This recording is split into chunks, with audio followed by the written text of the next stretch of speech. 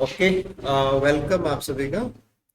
और देखिए, आज का अपना जो टॉपिक रहेगा, सबसे पहले अपन इसमें डिस्कस करेंगे कुछ टेक्निकल सेक्शन है ना, कि कार्बोहाइड्रेट्स का जो एनालिसिस होता है उस एनालिसिस से जुड़ी हुई कुछ टेक्निकल बातें हैं, इनको अपन क्लियर करेंगे।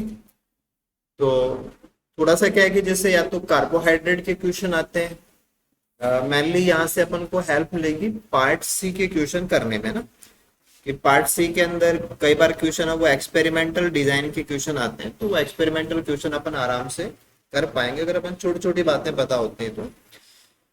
ठीक है। तो एनालिसिस का मतलब होता है कि आपके पास कोई भी मटेरियल होता है, उसको हम कंप्लीटली उसकी इंफॉर्मेशन क्या है वो हम पता लगा लेना, ये एनालिसिस होता है।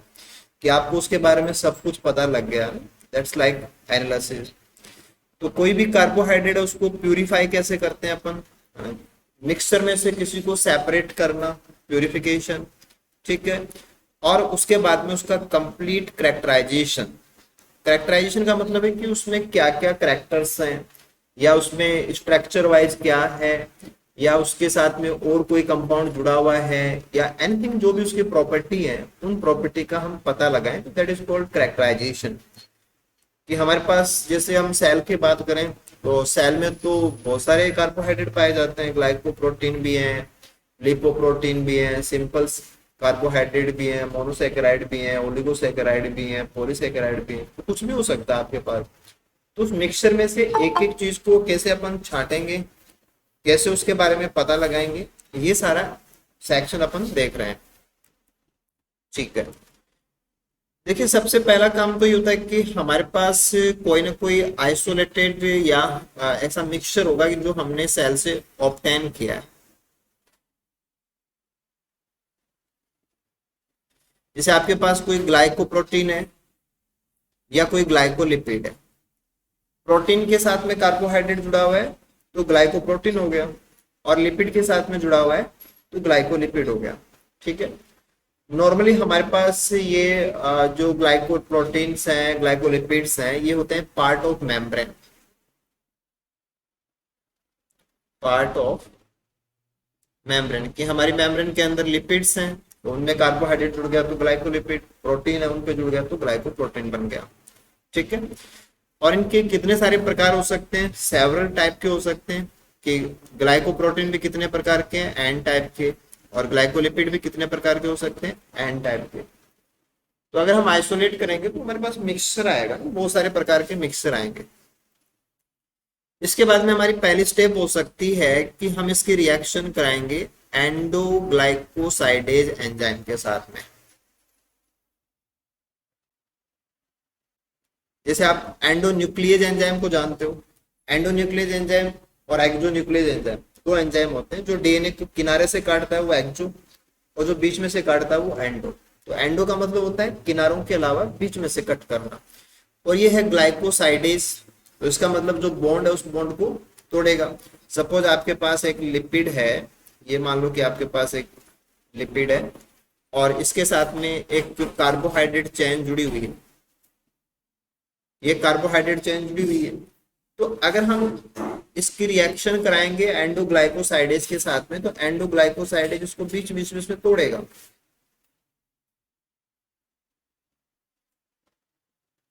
क्योंकि जैसे अगर आपके पास डीएनए हो और आप उसके ऊपर एंडोन्यूक्लियस का एक्शन कराएं तो उसके टुकड़े हो जाएंगे, वैसे यहाँ पे हमारे कार्बोहाइड्रेट के फ्रैगमेंट बन जाएंगे। तो कार्बोहाइड्रेट की छोटी छोटी चेन है, ये सेपरेट हो जाएंगी। तो इन छोटी छोटी चेन को अपन क्या बोल सकते हैं, ओलिगोसैकेराइड।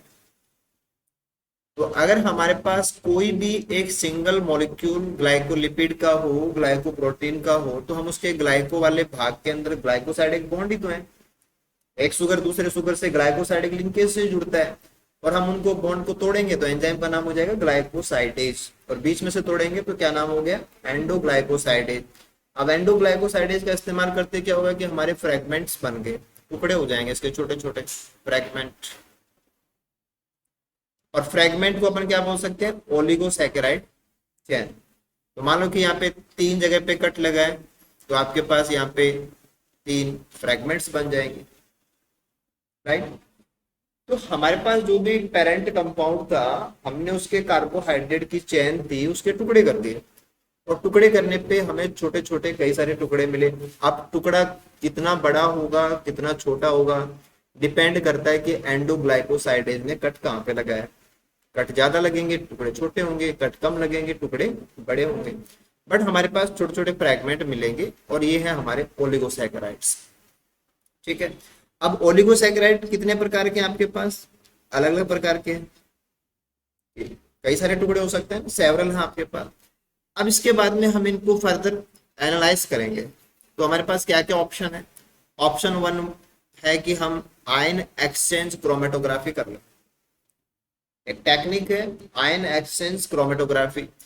आयन एक्सचेंज क्रोमेटोग्राफी थोड़ा सा नाम से आप समझ सकते हैं कि आयन यानी कि चार्ज की प्रॉपर्टी को इस्तेमाल करता होगा। भाई आयन का मतलब क्या होता है? किसी एलिमेंट के पास चार्ज हो, जैसे पॉजिटिव चार्ज हो नेगेटिव चार्ज हो तभी तो आयन बनता है। तो इसका मतलब चार्ज की प्रॉपर्टी को यूज कर सकते हैं।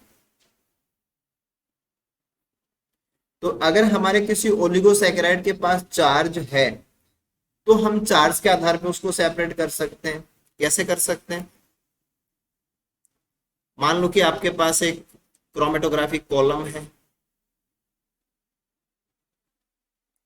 इस क्रोमेटोग्राफिक कॉलम के अंदर आपने कोई रेजिन है, ये रेजिन या मैट्रिक्स आपने ले रखा है। इस मैट्रिक्स के ऊपर आपने कोई ऐसा कंपाउंड लगा रखा है जो नेगेटिवली चार्ज है।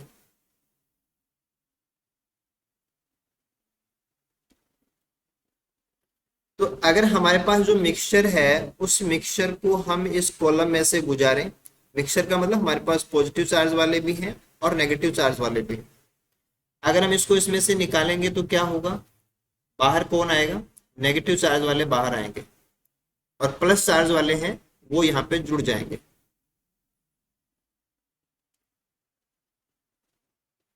जैसे आपने लैक्टिन के साथ किया था कि जो लैक्टिन को जानता है वो तो लैक्टिन से चिपक जाएगा, वो तो वहां रिटेन कर जाएगा। जो नहीं चिपकेगा वो उसमें से कॉलम से बाहर आ जाता है। तो आपने चार्ज को एक्सप्लॉइट कर लिया कि अगर आपके पास कोई टुकड़ा है और उस टुकड़े के ऊपर अगर चार्ज है तो आप चार्ज के आधार पे उसको क्रोमेटोग्राफी में एक्सप्लॉइट कर सकते हो। सिमिलरली आपके पास जो रेजिन है उस रेजिन के ऊपर मान लो कि आपने यहाँ पे दूसरा कॉलम लिया और इस कॉलम के अंदर आपके पास जो बीड्स हैं उन बीड्स के ऊपर माइनस चार्ज है, सॉरी प्लस चार्ज है। तो इस बार आप क्या करेंगे कि जो माइनस चार्ज वाले हैं वो रिटेन हो जाएंगे यहाँ पे। तो कॉलम में से कौन निकलेगा? प्लस चार्ज वाला निकलेगा। तो हम क्रोमेटोग्राफी कॉलम के नेचर को फिक्स करके ना कि वो बीड्स है उनके ऊपर अगर पॉजिटिव चार्ज है तो हम नेगेटिव वालों को होल्ड कर लेंगे, वहां पे पकड़ लेंगे, राइट। और अगर वहां पे पॉजिटिव चार्ज नेगेटिव चार्ज है तो हम पॉजिटिव चार्ज वाले हमारी जो छोटी छोटी चैन है उनको वहां पे होल्ड कर सकते हैं। ठीक है। अब कोई यहाँ पे बाइंड हो गया, अब बाइंड होने के बाद में हम उनको यहाँ से सेपरेट कर सकते हैं।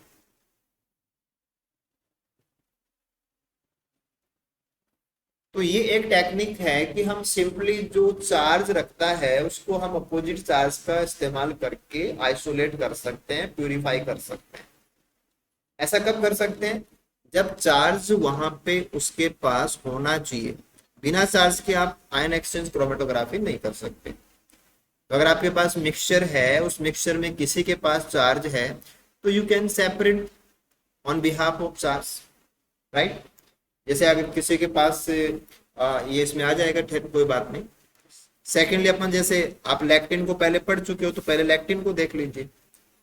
तो अगर आपने कोई लैक्टिन इस्तेमाल किया तो आप खास प्रकार का कोई ओलिगोसैकेराइड है उसको सेपरेट कर सकते हो, क्योंकि लैक्टिन क्या होता है अपने टारगेट को लेकर के स्पेसिफिक होते हैं। कार्बोहाइड्रेट के साथ में स्पेसिफिक एफिनिटी होती है। तो चार्ज वालों को चार्ज वाले के आधार पर सेपरेट कर सकते हो। अगर चार्ज नहीं है और उसके साथ बाइंड करने वाला कोई लैक्टिन आपके पास है तो लैक्टिन का इस्तेमाल कर सकते हो। अब मान लो कि उसके पास चार्ज भी नहीं है और उसका किसी लैक्टिन के साथ में कोई एफिनिटी भी नहीं है, तो हम क्या करें? हमारे पास एक और तरीका है, this is called gel filtration. इसको सिंपली आप साइज एक्सक्लूजन क्रोमेटोग्राफी भी बोल सकते हो।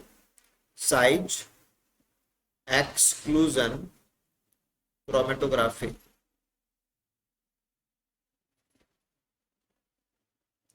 साइज एक्सक्लूजन क्रोमेटोग्राफी का मतलब ये है कि आप साइज के आधार पे एक्सक्लूड करोगे।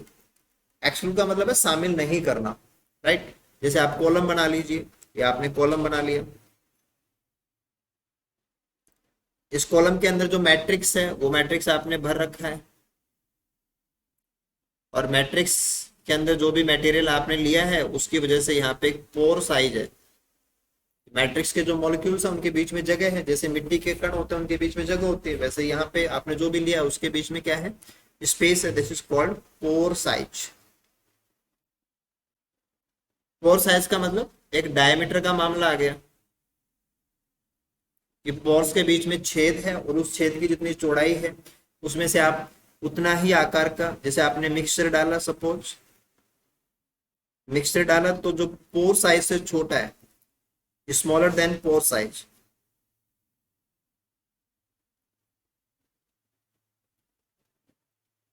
स्मॉलर देन पोर साइज, वो इसमें से इलूड हो जाएगा। तो जैसे अपन छलनी में से छानते हैं वैसा हो गया कि आपने पोर साइज जैसा लिया, उससे छोटा है तब तो बाहर आ जाएगा, उससे बड़ा है तो वो तो यहीं रह जाएगा, वो तो पोर्स के अंदर जा ही नहीं सकता। अब आप पोर साइज को फिर बढ़ा दो, पोर साइज को आपने इंक्रीज कर दिया तो जो और बड़े हैं वो आ जाएंगे,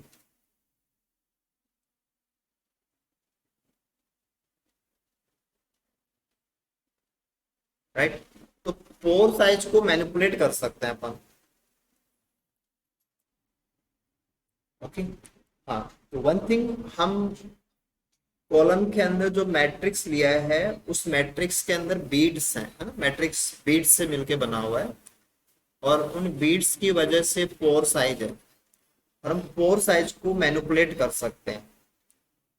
पोर साइज को मैनिपुलेट कर सकते हैं अगर हमने जो मैट्रिक्स बनाया है वो मैट्रिक्स कॉन्सेंट्रेट है तो पोर साइज छोटा हो जाएगा, और वो मैट्रिक्स अगर डाइल्यूट है तो पोर साइज बड़ा हो जाएगा। तो पोर साइज के आधार पे हम अलग अलग प्रकार के कॉलम्स बना सकते हैं, और फिर साइज के आधार पे हम इनको सेपरेट कर सकते हैं। तो अगर चार्ज वगैरह नहीं है या लेक्टिन के साथ में बाइंडिंग नहीं है तो हम उनको साइज के बिहाफ के ऊपर भी सेपरेट कर सकते हैं, राइट। तो हम यहाँ पे देख पा रहे हैं कि अगर हमारे पास कोई मिक्सचर है तो मिक्सचर में जो ओलिगोसैकेराइड हैं उनको हम साइज के आधार पे छोटे बड़े बड़े ऐसे अपन सेपरेट कर सकते हैं, या उनको चार्ज के आधार पे सेपरेट कर सकते हैं, या किसी खास को लैक्टिन से भी सेपरेट कर सकते हैं। यानी कि हमारे पास ऑप्शंस हैं कि हम इनको सेपरेट कर सकते हैं, मिक्सचर में से इनको सेपरेट किया जा सकता है, ठीक है। तो आपके पास कोई सी भी टेक्निक हो या कोई सी भी प्रॉपर्टी इस्तेमाल करें, आप एक ओलिगोसैकेराइड को सेपरेट कर लोगे। किसी को आपने चार्ज से ढूंढ लिया होगा, किसी को साइज से आपने छोटा बड़ा ढूंढ लिया होगा, ऐसे आपने सेपरेट कर लिया। अब आपके पास मिक्सचर में से सेपरेट हो गया, यानी सेपरेट का मतलब सिंगल ओलिगोसैकेराइड आपके पास। अब इस सिंगल ओलिगोसैकेराइड का फर्दर कैरेक्टराइजेशन हम क्या क्या कर सकते हैं वो अपन देख रहे हैं।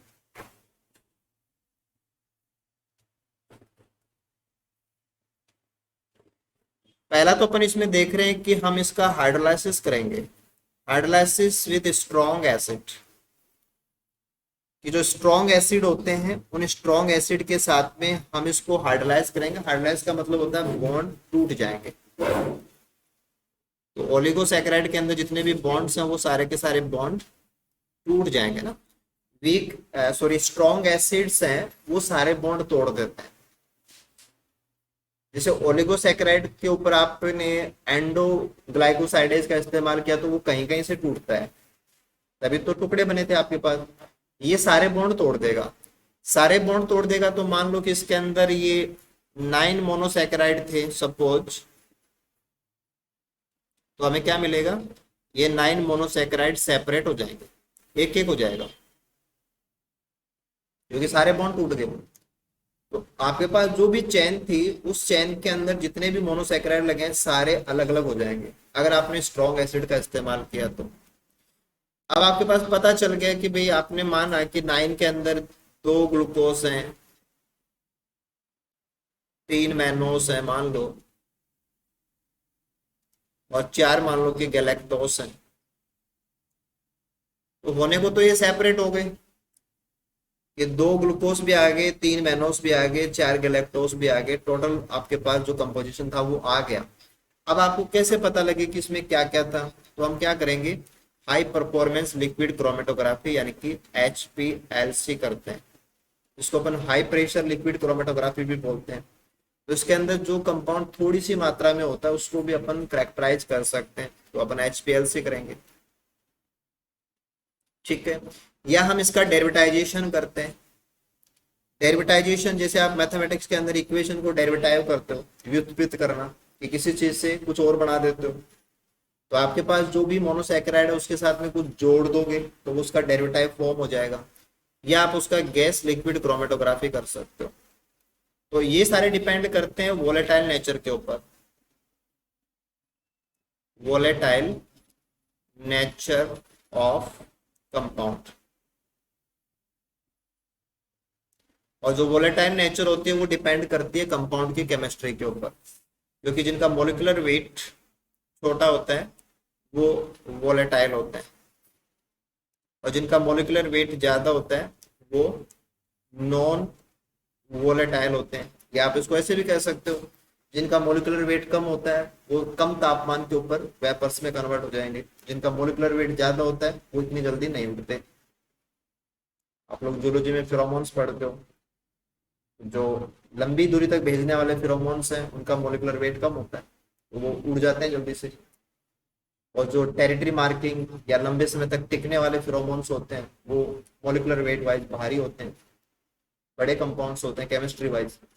तो यहाँ पे अपन एक्सप्लोरेट करेंगे कि आपके पास जो कंपाउंड है, जो भी आपने मोनोसैकेराइड सेपरेट किया है उसकी वोलेटाइल नेचर क्या है, उसके आधार पे आप उसको सेपरेट कर सकते हैं और आपको पता लग जाएगा कि उसमें क्या क्या है। कंपोजिशन ऑफ मिक्सचर यानी कि आपके पास जो नो के नो थे वो कौन कौन है उनकी इंफॉर्मेशन आ जाएगी। इससे आप क्या पता लग जाएगा कि टाइप्स क्या है और अमाउंट कितनी है। कि जैसे इसमें तीन ही थे, ग्लूकोज गैलेक्टोज मैनोज, और वो थे कौन कौन और उनका नंबर कितना है, यानी कि मोनोसैकेराइड यूनिट्स की कंप्लीट इंफॉर्मेशन हम प्राप्त कर सकते हैं। तो आप कहाँ से चले थे? आप एक मिक्सचर से चले थे। मिक्सचर में से आपने एक ओलिगोसैकेराइड को ढूंढा, ओलिगोसैकेराइड के बाद में आपने उसके बॉन्ड तोड़े, आपने मोनोसैकेराइड्स का मिक्सचर बनाया। मोनोसैकेराइड में भी एक एक मोनोसैकेराइड को आपने HPLC से करेक्टराइज किया। ठीक है, एक तो ये तरीका हो सकता है।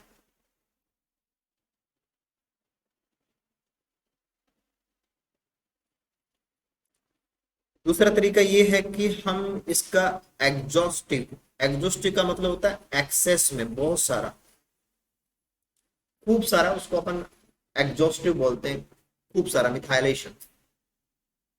और वो भी किससे कराया हमने? मैथिल आयोडाइड, CH3I का मतलब मैथिल आयोडाइड है, मैथिल आयोडाइड से हमने इसका मिथाइलेशन किया और स्ट्रॉन्ग बेस की प्रेजेंस के अंदर। तो मैथिल आयोडाइड के साथ में जब हम इसका मिथाइलेशन करते हैं तो कार्बोहाइड्रेट मिथाइलेटेड हो जाएगा। जहां जहां मैथिल ग्रुप जुड़ना है वहां वहां पे मैथिल ग्रुप ऐड हो जाएगा। मैथिल ग्रुप का ऐड होना मिथाइलेशन कहलाता है और मैथिल ग्रुप का हटना डीमिथाइलेशन कहलाता है। ठीक है, तो हमने जानबूझ के जहां मैथिल जुड़ सकता है वहां हमने मैथिल जुड़वा दिया, और जितना जुड़ सकता है उतना जुड़वा दिया, क्योंकि हमने ये काम एक्सेस में किया है। Right, okay. इसके बाद में हम एसिड हाइड्रोलाइसिस करेंगे। एसिड से हम तोड़ेंगे और हमें मोनोसैकेराइड्स प्राप्त हो जाएंगे। ठीक है, और ये मिथाइलेटेड होंगे क्योंकि हमने जहां जहां मैथिल जुड़ा था वहां मैथिल जुड़ा हुआ है। At every OH except those involved in glycosidic bond. तो ग्लाइकोसाइडिक बॉन्ड, जैसे कि मान लो कि आपने एक मोनोसैकेराइड लिया और एक दूसरा मोनोसैकेराइड इसके साथ में ग्लाइकोसाइडिक बॉन्ड से जुड़ा हुआ था। ठीक है, अब इसके अलावा यहाँ पे इसमें और कोई OH थे, वो OH तो आपने रिप्लेस कर दिए, वहां पे तो कौन आ गया? मैथिल आ गया। लेकिन जो OH बॉन्ड में गए हुए थे वो तो आपने मिथाइलेशन किया, तब बॉन्ड तो इंटैक्ट थे, बॉन्ड थोड़े टूटे थे, वो तो आपने बाद में एसिड इस्तेमाल किया। तो अब अगर आपके पास कोई मोनोसैकेराइड बनेगा तो उस मोनोसैकेराइड में क्या आएगा? ये तो आपका मोनोसैकेराइड आएगा, ये बॉन्ड वाला OH आएगा और एक उसके ऊपर मैथिल ग्रुप लगा हुआ आएगा। तो मैथिल ग्रुप तो वो है जो आपने मिथाइलेशन से इस पे लगाया था। लेकिन अब अगर इसमें कहीं पे OH आ जाता है, इसका मतलब क्या हुआ? इसका मतलब ये हुआ कि ये OH, इस पे मिथाइलेशन क्यों नहीं हुआ? क्यों नहीं हुआ, इसका मतलब कि उस समय पे ये बॉन्ड में था। तो बॉन्ड बनाने में कौन सा OH पार्टिसिपेट कर रहा है, या ग्लाइकोसाइडिक बॉन्ड बनाने में कौन से OH भाग ले रहे थे, उसका पता हम यहाँ से लगा सकते हैं। जैसे सारी चीजों को आपने रंग दिया और फिर आप काट के देखते हो तो जहां से रंग नहीं निकलेगा, इसका मतलब वो आप रंगा नहीं गया था, ये तो बात होती है। तो सेम आपने सारी जगह पे मैथिल मैथिल जोड़ दिए, सारे OH मैथिल से रिप्लेस कर दिए। अब आप बॉन्ड को तोड़ते हो तो जहां मैथिल नहीं है या OH आएगा, इसका मतलब वो चीज बॉन्ड में गई हुई थी। तो आप क्या पता लगाओगे? पोजिशन ऑफ बॉन्ड क्या है, कि ग्लाइकोसाइडिक बॉन्ड्स ओलिगोसैकेराइड में कहाँ कहाँ है, या किन के बीच में, या मोनोसैकेराइड का कौन सा कार्बन। जैसे अपन लिंकेज बताते हैं ना, अल्फा 1 फॉर लिंकेज बताया, तो हमें क्या पता चले कि अल्फा 1 ही था, हमें क्या पता चले कि दूसरे का 4 ही था। तो बाकी जगह पे मेथाइल लगे हुए मिलेंगे और अल्फा 1 के ऊपर या दूसरे वाले के 4 के ऊपर OH मिलेगा।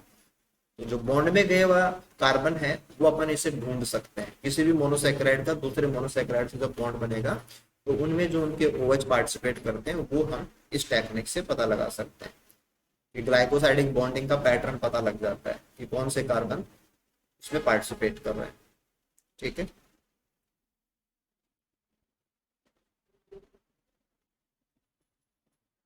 ठीक है। इसके बाद में नेक्स्ट अपन जा सकते हैं एंजाइमेटिक हाइड्रोलाइसिस। देखो एसिड, एसिड स्पेसिफिक नहीं होता है, एसिड तो सारे बॉन्ड तोड़ देता है, लेकिन एंजाइम अपने सबस्ट्रेट को लेकर के स्पेसिफिक होते हैं। तो जैसे एंजाइम अपने सबस्ट्रेट पे काम करता है, तो आपने जो भी ग्लाइकोसाइडेज एंजाइम लिया होगा उसकी साइट जहाँ पे है वहीं से कट होगा। मान लो कि आपके पास एक ओलिगोसैकेराइड चेन है, अब इसमें आप जो एंजाइम ले रहे हो उस एंजाइम की साइट ये है, तो उसमें दो ही कट लगेंगे।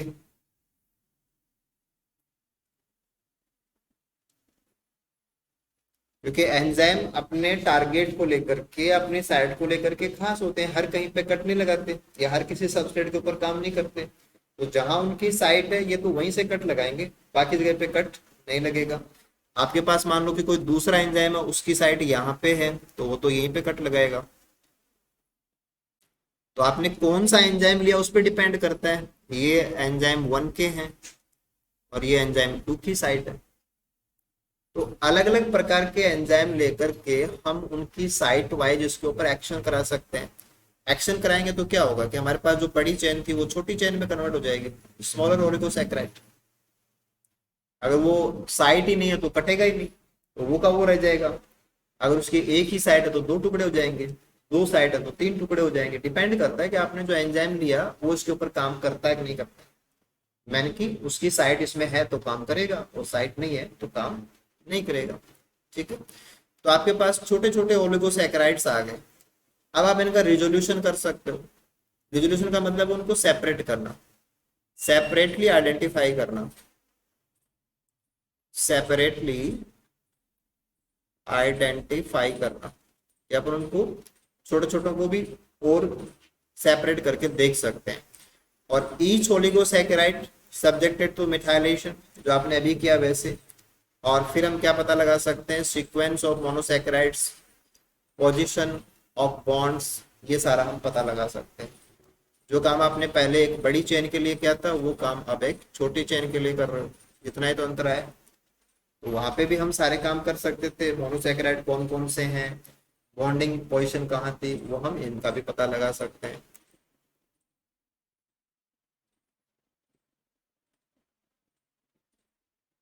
इसके बाद में एक तरीका और है हमारे पास, वो है कि हम न्यूक्लियर मैग्नेटिक रेजोनेंस NMR या मास स्पेक्ट्रोस्कोपी कर सकते हैं।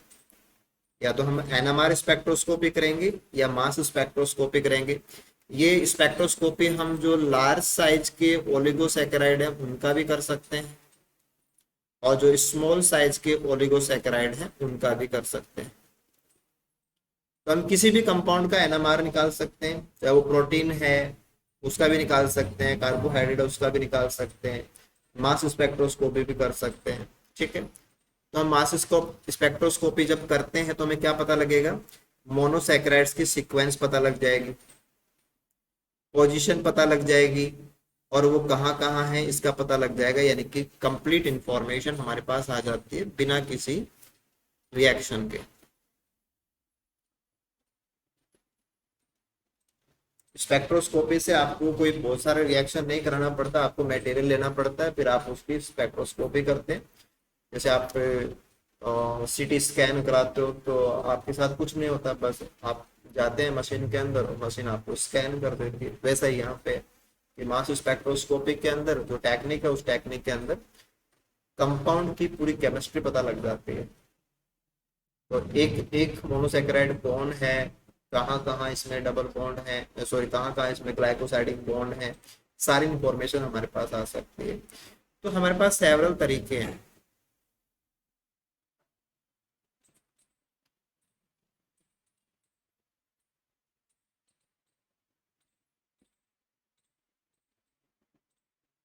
ठीक है, यहाँ से आप एक साथ देख सकते हो कि आपके पास कई सारी टेक्निक्स हैं और उन टेक्निक्स की अपनी अपनी स्पेसिसिटी है।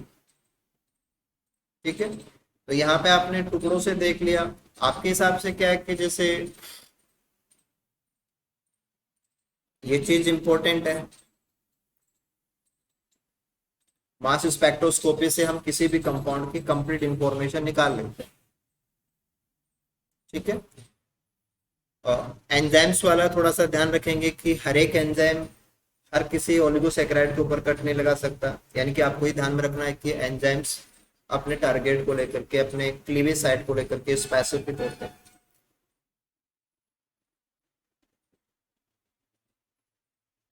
ये वाली चीजें बहुत अच्छी हैं, क्रोमेटोग्राफी से जुड़े हुए पॉइंट्स आपके क्लियर होने चाहिए। लैक्टिन इसमें बहुत इंपॉर्टेंट चीज है,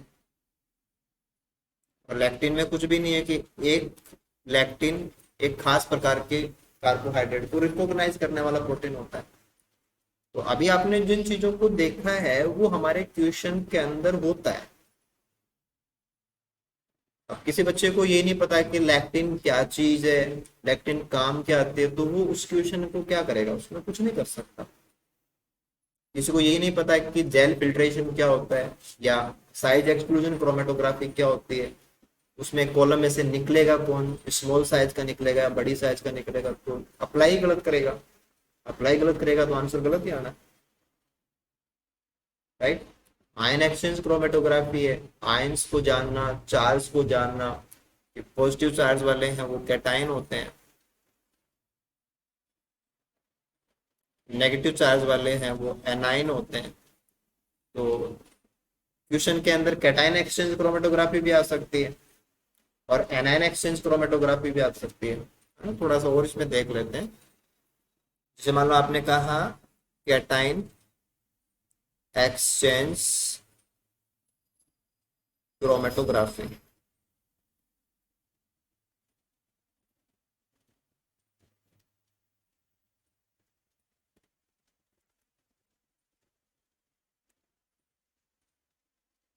ठीक है। तो एक्सचेंज क्रोमेटोग्राफी जहाँ पे हम मोर स्ट्रॉन्ग जो आयन होता है या आयनिक प्रॉपर्टी वाला कोई कंपाउंड होता है उसको यूज करके हम कॉलम के अंदर जो हमने रिटेन किया था पर्टिकुलर आयन, उसको कॉलम से बाहर निकालते हैं। क्योंकि हमें कॉलम में थोड़े रखना है, हमें तो उसको सेपरेट करके बाहर लेना है। तो काम तो बढ़ ही जाता है कि पहले तो इसको यहाँ पे चिपकाओ, फिर इसको उसमें से निकालो, फिर जिसके साथ निकला उसके साथ में इसका बॉन्ड बना उसको तोड़ो, तब ये सेपरेट होगा। बट एटलीस्ट हम इसको छांट तो सकते हैं, सेपरेट आउट तो कर सकते हैं। तो ये कुछ टेक्निक्स हैं जिनको हम कवर करें तो हमारे कुछ क्वेश्चंस हैं, और होपफुली जो क्वेश्चंस हैं वो पार्ट सी का क्वेश्चन आता है, तो 4 नंबर के लिए कोई क्वेश्चन है उसमें ये आपके काम आ सकता है। तो ये हमारे लिए काफी अच्छा है। अगर आप इस क्वेश्चन को फॉलो करें तो इसमें आपको बता रखा है कि अल्फा बंगेरोटॉक्सिन है, एक न्यूरोटॉक्सिन होता है। ये टॉक्सिन बाइंड करता है एसिटिल कोलिन रिसेप्टर। जो हमारे नर्व सेल्स होते हैं उनमें नर्व्स में इम्पल्सेस जाते हैं ना, एक सेल से दूसरी सेल को कम्युनिकेशन होता है। तो हमारे न्यूरॉन्स जब एक्टिव होते हैं तो वहाँ पे एसिटिल कोलिन का सिक्रेशन होता है, और नेक्स्ट जो सेल होती है उसके ऊपर उसके रिसेप्टर होते हैं। तो बंगेरोटॉक्सिन बाइंड करता है रिसेप्टर के ऊपर with high affinity and prevent the ion channel opening, और हमारा जो नर्व इम्पल्स है वो बंद हो जाता है। This interaction can be exploited to purify acetylcholine receptor, R का मतलब रिसेप्टर, फ्रॉम मेम्ब्रेन। तो आपके पास कोई मेम्ब्रेन है, उस मेम्ब्रेन के अंदर एसिटिल कोलिन रिसेप्टर यानी कि प्रोटीन है, रिसेप्टर प्रोटीन होती है। तो मेम्ब्रेन में लगी हुई जो प्रोटीन है जो कि काम करती है रिसेप्टर की तरह से, उसको आप प्यूरिफाई करना चाहते हो। तो प्यूरिफाई करना चाहते हो तो आप कौन सी टेक्निक यूज करोगे?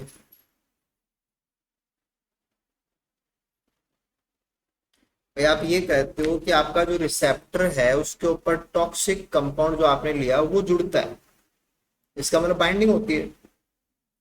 कोई चीज है उसके ऊपर कोई चीज है वो जुड़ती है, ये तो कह रहे हो। और आप जो पहली चीज है उसको ढूंढना चाहते हो तो ढूंढ लो, जैसे आप लैक्टिन से ढूंढते हो, लैक्टिन से उसे जुड़ने वाला कौन है उसको आप कॉलम के अंदर पकड़ लेते हो। तो सेम आप क्या करोगे कि अल्फा बंगेरोटॉक्सिन अगर आपने कहाँ लगा दिया, कॉलम में लगा दिया, तो अब आप मेम्ब्रेन को उसमें से निकालोगे या मेम्ब्रेन उसके ऊपर लाओगे, तो मेम्ब्रेन के अंदर अगर रिसेप्टर है तो उसके ऊपर वो पकड़ा जाएगा। तो कौन सी क्रोमेटोग्राफी होगी? एफिनिटी क्रोमेटोग्राफी होगी। यानी कि इसने जो बताया अल्फा बंगेरोटॉक्सिन रिसेप्टर, उनका कोई मतलब नहीं है। आपको ये पता लग रहा है क्या कि कोई रिसेप्टर अपने लिगेंड से जुड़ता है तो वो एफिनिटी का मामला होता है।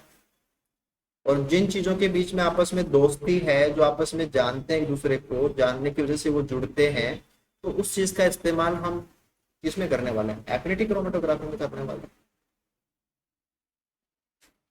तो बच्चे ने अगर नाम नहीं सुना और कॉन्फिडेंस कम है तब तो वो सोचेगा अरे मुझे क्या पता भाई कौन से करेंगे, राइट? अदरवाइज तो पता है कौन सी होनी है, राइट? तो अभी आप क्वेश्चन करने के बाद तो ऐसे लगता है कि जैसे ये तो सिंपल सा क्वेश्चन है, और अगर आपको कुछ भी नहीं बताया जाता तो आप इसमें कुछ नहीं करते। यानी कि हम जिस चीज के लिए इतनी देर बात करते हैं बस उसका एक मैसेज होता है छोटा सा, वो आपको समझ में आ रहा है, वही आपको इसमें दिख रहा है, तब तो आप आराम से कर दोगे। इसलिए आपको बार बार क्वेश्चंस पे जाना होता है, और क्वेश्चंस को करेंगे तो हमें लगेगा कि हमारा जो मैटर है वो बहुत अच्छे से जा रहा है। ठीक है, आई थिंक ये तो क्लियर है, कोई दिक्कत नहीं आएगी। कोई भी मैटर हो, कोई भी क्वेश्चन ओपन कर सकते हैं। एक बार आप आराम से इन चीजों को अपने रफ नोटबुक में करके देखना, कौन कौन सी टेक्निक है, किस प्रकार से, उसका मेन फीचर क्या है, और उससे आप फायदा क्या उठा सकते हो। ये टेक्निक्स प्रैक्टिकल वर्क के लिए होते हैं, कि आपके पास कोई भी मटेरियल है तो आप उसमें क्या फायदा उठा सकते हो उससे, राइट?